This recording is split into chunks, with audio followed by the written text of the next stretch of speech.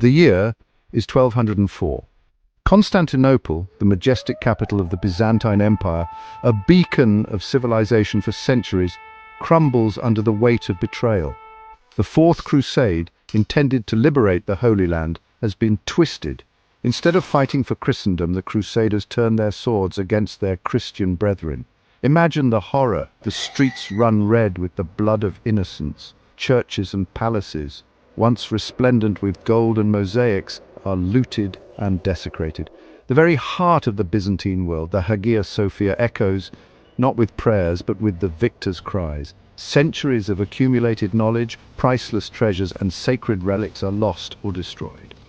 The once mighty Byzantine Empire, weakened by internal strife and external pressures, lies shattered, a mere shadow of its former glory. Out of this chaos, opportunistic Latin barons carve out their own domains, establishing the Latin Empire on the ruins of Constantinople. But even in this darkest hour, hope flickers.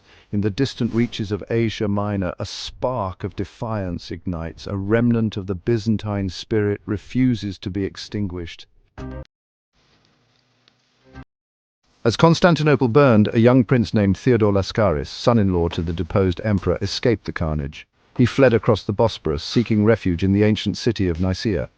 This city, nestled amidst the rolling hills of Asia Minor, became a sanctuary for Byzantine refugees, a crucible where the shattered fragments of empire began to coalesce. Theodore, a man of unwavering faith and steely resolve, refused to accept the fall of Constantinople as the final chapter in the Byzantine story. He declared himself emperor in exile, assuming the mantle of his fallen kin. Thus began the saga of the Nicaean Empire, a beacon of hope for a people yearning for restoration. The challenges were immense. The Latins, drunk on their victory and blinded by greed, posed a constant threat. To the east, the Seljuk Turks, sensing weakness, pressed against the borders of Nicaea, yet Theodore, undeterred, began the arduous task of rebuilding. He rallied loyal troops, forged alliances, and consolidated his power base. Nicaea, under Theodore's guidance, became more than just a refuge. It transformed into a symbol of defiance, a testament to the enduring spirit of Byzantium.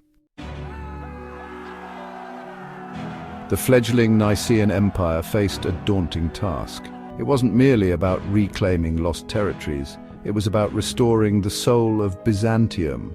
The Latin Empire, for all its military might, lacked the legitimacy that had been the bedrock of Byzantine rule for centuries. Theodore and his successors understood this profoundly.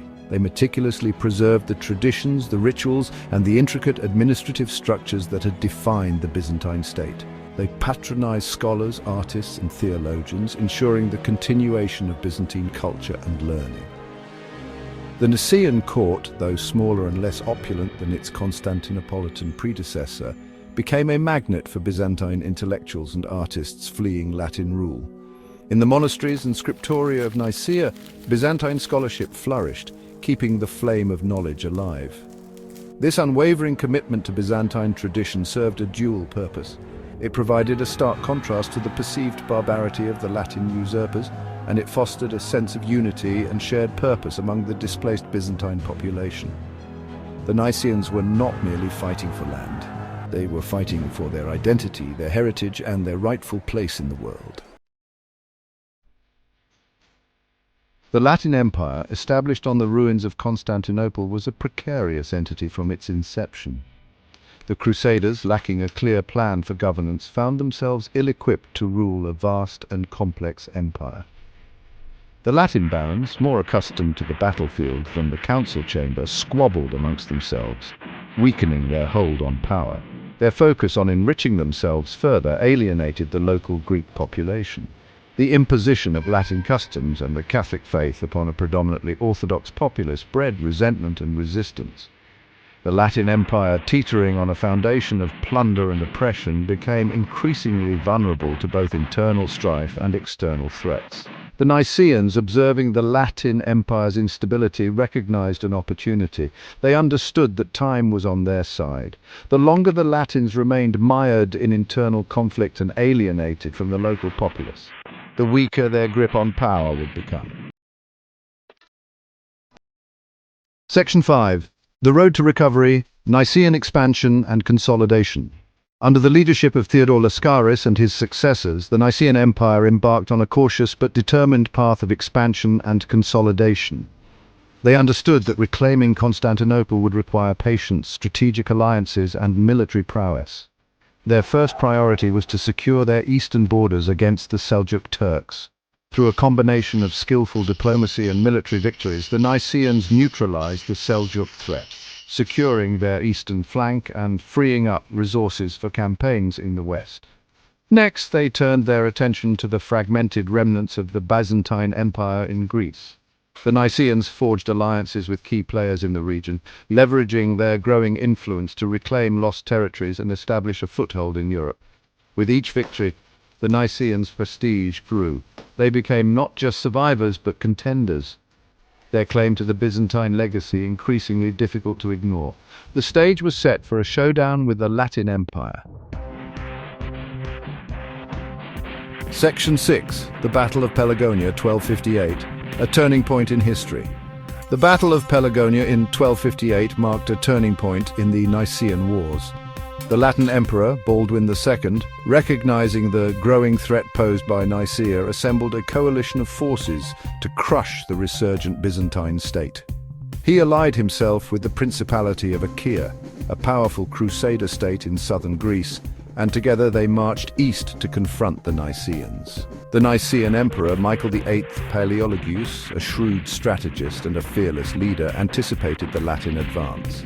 He deployed his forces with cunning, luring the overconfident Latin army into a carefully planned ambush. The Battle of Pelagonia was a resounding victory for the Nicaeans. The Latin army, caught off guard and outmaneuvered, was routed.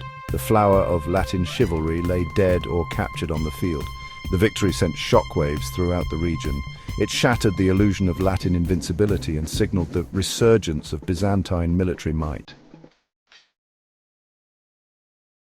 Section 7. The recapture of Constantinople. A triumph of Byzantine resilience. The Battle of Pelagonia had a profound psychological impact. It emboldened the Nicaeans and sowed seeds of doubt among the Latins.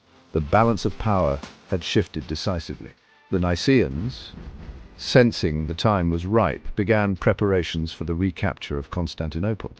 Under the leadership of the ambitious and resourceful Michael VIII Palaiologos, the Nicaeans devised a daring plan. They would exploit the Latin Empire's internal divisions and the absence of their Venetian fleet, which was away on a campaign in the Black Sea.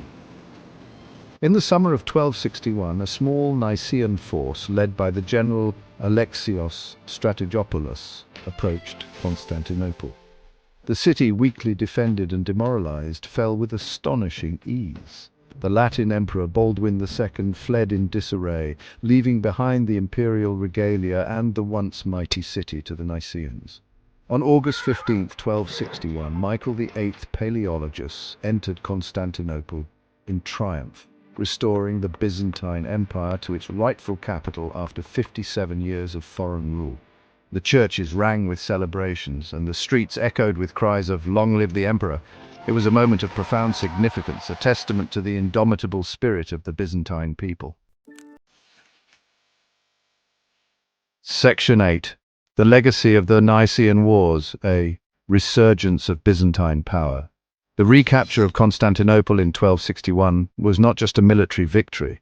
It was a cultural and symbolic triumph of immense significance.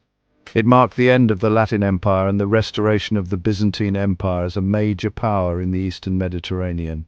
The Nicaean period, though fraught with challenges, had been a crucible in which the Byzantine spirit was tested and ultimately emerged stronger than ever.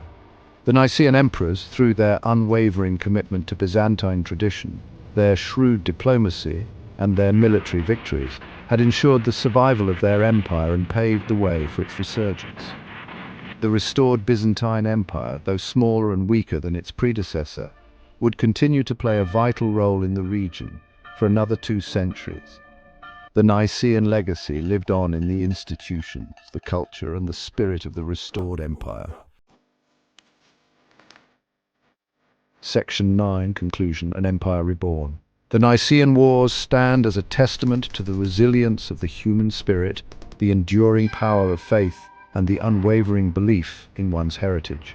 From the ashes of Constantinople's fall, the Nicaeans rose to reclaim their legacy, proving that even in the face of seemingly insurmountable odds, hope can endure and empires can be reborn. The recapture of Constantinople was not merely a military victory, it was a triumph of the human spirit, a testament to the enduring legacy of Byzantium. The Nicaean Wars serve as a reminder that even in the darkest of times, the flame of hope can never be truly extinguished.